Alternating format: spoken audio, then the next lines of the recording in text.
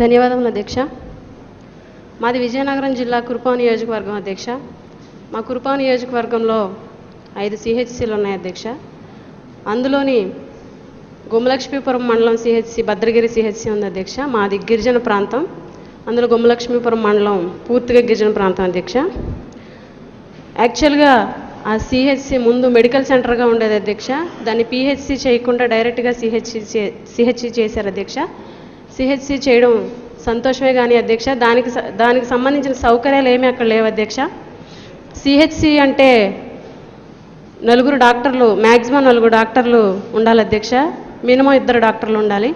కానీ మా హాస్పిటల్లో కేవలం 1 డాక్టరే ఉండడం జరిగింది, అది కూడా డెప్యుటేషన్. ఆ డెప్యుటేషన్ డాక్టర్ వల్ల ఆయన సరిగా రాకపోవడం మా గిరిజనులు చాలా ఇబ్బందులు పడుతున్నారు అధ్యక్ష. చిన్న ఎగ్జాంపుల్, 4 నెలల క్రితం పోలియో చుక్కలు వికటించి 15 మంది చిన్నపిల్లలకి అస్వస్థత వచ్చింది అధ్యక్ష. ఆ టైంలో 15 మంది పిల్లల్ని ఆ హాస్పిటల్లో జాయిన్ చేసిన టైంలో డాక్టర్ లేకపోవడం జరిగింది అధ్యక్ష. మేము ఏంటని ఎంక్వైరీ చేస్తే ఆయన రెగ్యులర్గా ఉన్న చోట ఆయనకు ఒక మెడికల్ క్యాంప్ ఉండడం వల్ల ఆయన వెళ్ళడం జరిగింది అధ్యక్ష. ఆ రోజు ఆ సమస్య తీవ్రమైనది కాకపోవడం వల్ల అక్కడ స్టాఫ్ నివారించడం జరిగింది అధ్యక్ష. అదే సివియర్ అయ్యి ఉంటే ప్లేన్ ఏరియాకి వెళ్ళాలంటే దగ్గరగా 65 కిలోమీటర్లు పడుతుంది అధ్యక్ష.